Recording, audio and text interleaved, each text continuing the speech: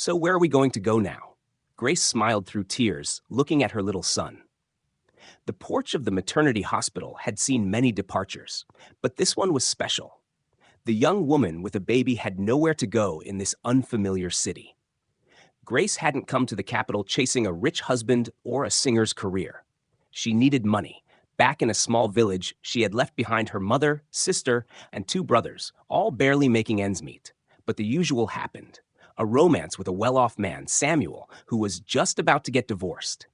The relationship, as it often goes, started out magical, quickly escalated to a physical affair, and ended abruptly. Grace often stood outside her lover's office, hoping to speak with the now vanished Samuel, but each time, the security guard turned her away with disdain. When she noticed the delay, she hurried to get a pregnancy test. Shaking, she held the two lines in her hands, feverishly trying to think of what to do. What should I do? My aunt had to go through a difficult procedure after an unplanned pregnancy, and it didn't end well. Should I beg my mother for help? Maybe. But the conversation with her mother ended with, "You have no mother anymore, Grace." During the heated argument on the phone, both lost their tempers. "You want to shame me in front of the whole village and make me look after your illegitimate child? I took care of yours while you were off running around with men." Her mother told her if she returned, she'd be thrown out. Grace hid her pregnancy at work for as long as she could, knowing how quickly expectant mothers were fired. She worked at a cleaning company and managed to stay on until she couldn't hide it anymore. The best she could do was convince the director to let her live in the shared apartment for workers. Until the birth. And now, as Grace walked out of the hospital gates, she had no idea where to go. The girls had told her she could leave the baby at the infant care home temporarily, and then, once she got back on her feet, she could take him back. But Grace knew she'd never be able to afford a place to live. How could she work with a baby in her arms? In the days they'd been together, she had grown deeply attached to her son, Liam. As she stepped outside the gates, a black luxury car pulled up beside her. The window rolled down, and an elegant woman with a strong scent of sweet perfume looked at her. "My name is Mrs. Evelyn Harrington. Get in. I'll solve all your problems." "I'm not giving you my baby." Grace instinctively held Liam closer. "Who said anything about taking him? I have a proposition for you. If you agree, within half an hour, you'll be living in a warm apartment with a full fridge." After glancing around, Grace hesitantly got into the plush leather seat. "Do you know who I am?" the woman asked haughtily. "You're Mrs. Evelyn Harrington," Grace muttered, bewildered. The driver, who had been sitting expressionless, glanced at her in the rearview mirror and smirked. "Well, you've remembered the basics. Good. Let's move on to the next level. I'm Samuel's wife, the man you were sneaking around with in cheap hotels when you conceived this little miracle." Grace reached for the door handle, but the woman stopped her with a gentle hand. "Wait, I won't harm you. On the contrary. Do you know how many women like you I've seen? Your fling doesn't bother me." Mrs. Evelyn Harrington measured the girl with her gaze. "So what do you need then?" "I'll explain.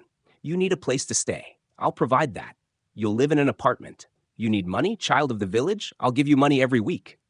Your task is to raise Samuel's son, but under my control. This will ensure you won't pop up out of nowhere with your... What's the baby's name?" Mrs. Evelyn Harrington's face suddenly lit up with a smile. "Liam." "Exactly. You and Liam will live here and keep a low profile. Here's the deal. You'll spend a day living by my conditions, and then you can decide whether you agree or not." Grace, understanding the hopelessness of her situation, agreed, especially since there was a strange logic in Mrs. Harrington's words. Perhaps she feared that Grace would somehow prove paternity and that the boy would have a claim to the inheritance. Living in a small two-bedroom apartment was nice. Mrs. Evelyn Harrington allowed her to walk in the nearby park and even visit the shopping mall. Around the house, there was almost nothing to do. For a few hours, the driver, Derek, would bring the housekeeper, Martha. Grace tried to establish a friendly relationship with Martha. "How long have you known Mrs. Evelyn Harrington? What's she like?" "Long enough not to discuss it," the housekeeper replied sadly and hurried off to the kitchen. Derek was even less talkative than Martha, answering all questions in one word. Time passed. Grace had lived in this gilded cage for a week, dedicating herself entirely to her son. She even saw a bit of luck in her situation. Anything is better than the infant care home and working as a janitor, thought the naive girl. One day, Mrs. Evelyn Harrington appeared at the door with Derek and Martha behind her. Throwing her leg over the other in the chair, she said in a firm voice, "I see you're enjoying yourself. Martha and Derek tell me everything, but there's one more condition." "What is it?" Grace asked warily. "You must cut off contact with your relatives. I don't want any extra problems or visitors here." "Oh, don't worry about that, Mrs. Evelyn Harrington. My mother said she has no daughter anymore since I told her about the pregnancy." "Do I look like someone who believes every word?" The woman snapped and added even more angrily, "Call her." Grace reluctantly dialed her mother's number, which she still remembered by heart. "Mom, hi, it's me. I had a son." "Don't you dare come here with him, city tramp. Manage on your own, however you can." Grace looked up at Mrs. Evelyn Harrington. She nodded approvingly, stood up, and called to her entourage, "Martha! Derek, let's go." The phone scene left Grace with an uneasy feeling. Her relationship with her mother had never been warm. Her mother could never forgive her for going to college when she could have been earning money for the family at the factory. Seeing the ad, "Job in the city, cleaning, salary from $600" made Grace think for a moment. But after all, this was her mother, who had become this way not out of a good life. Lost in sad thoughts, Grace approached the crib. Suddenly, she noticed a folded piece of paper lying next to Liam. Where did this come from? Why is this day so full of surprises? Grace reluctantly picked it up and unfolded the paper.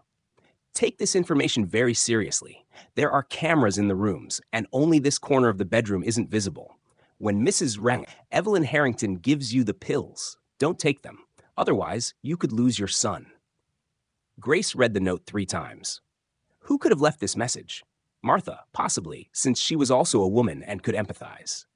Derek? Unlikely. He looked at her too haughtily. Grace tossed and turned until morning, only getting up to feed Liam. The more she looked at her baby, the clearer she understood. Their trials had only just begun. Early in the morning, Mrs. Evelyn Harrington entered the apartment again with her staff.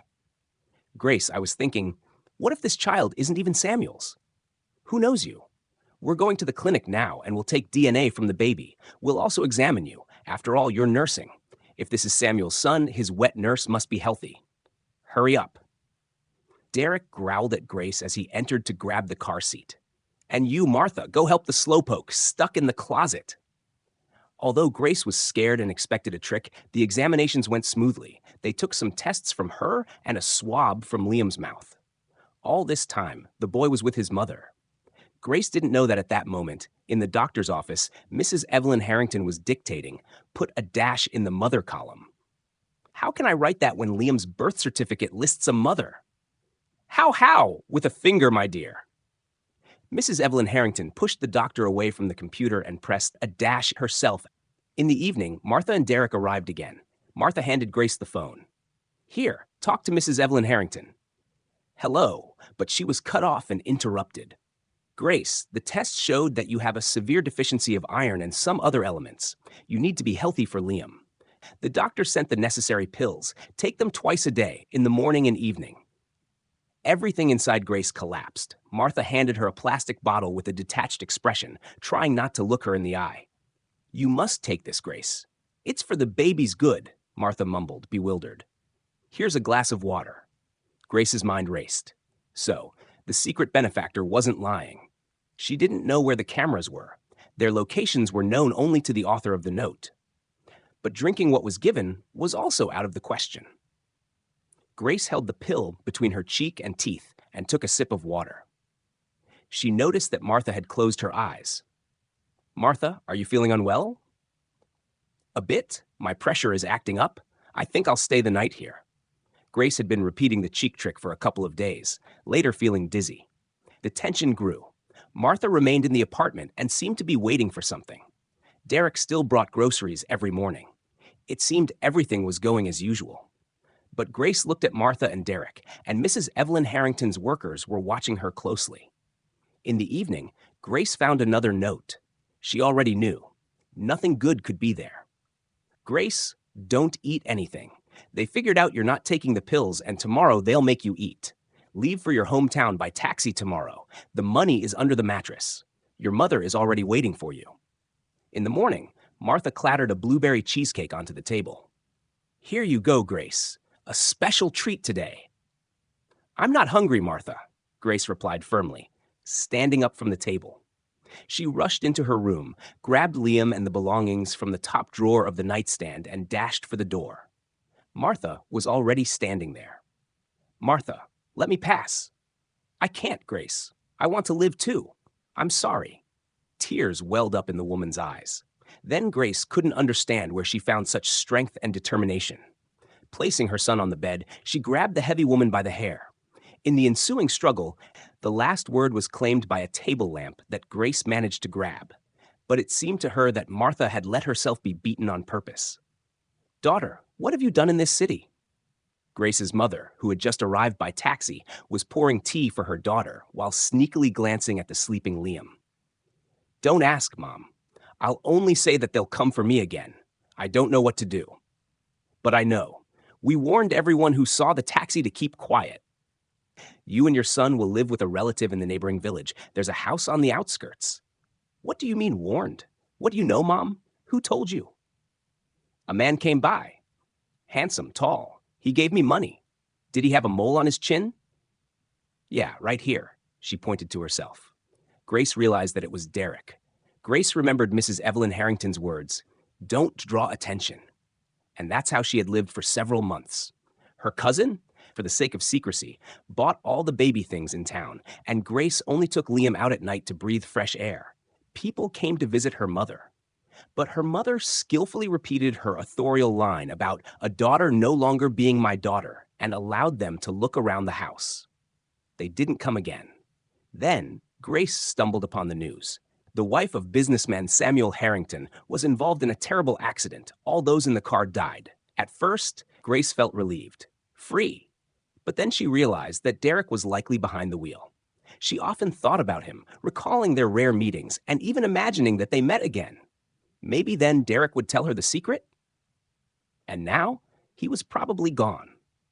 But Derek was there. Moreover, the very next morning, he drove up to the house where Grace lived in an old car. Grace dashed out of the house, embraced him, and didn't let go for a long time. Derek hugged her back. Sitting on a bench, he told her everything. Mrs. Evelyn Harrington couldn't have children. When she learned that the girl was pregnant by Samuel, she decided to keep an eye on her, but a plan had already formed in her head. Mrs. Evelyn wanted to send Grace to a psychiatric hospital as a drug addict gone mad. After all, those pills cause severe psychosis. So Samuel wouldn't even think of seeing her again. And the son, she would present him to Samuel as a child abandoned by a careless cuckoo at the hospital. It wouldn't be difficult for Mrs. Evelyn to alter the documents with her connections. She had to present herself as the savior of Samuel's child, bringing him into the house and proposing to adopt him. The woman understood that sooner or later, Samuel would want an heir, something she could never give him. And to prevent her husband from searching for someone who could, Mrs. Evelyn would bring him an heir.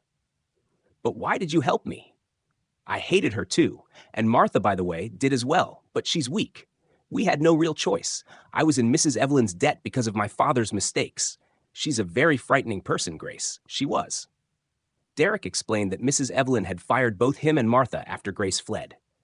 She promised they wouldn't be able to find work anywhere else. It's hard to imagine the happiness that engulfed the workers. Derek returned to his hometown and was able to get a job as a mechanic at a factory he had worked at 10 years ago. His hands remembered the work. "Grace, will you and Liam come with me?" The girl silently rested her head on Derek's shoulder. She now knew, even in the abode of evil, there are people ready to help. That's how the story ends, friends. Join the conversation below and share your thoughts on this story. If you found it captivating, share the link with your friends.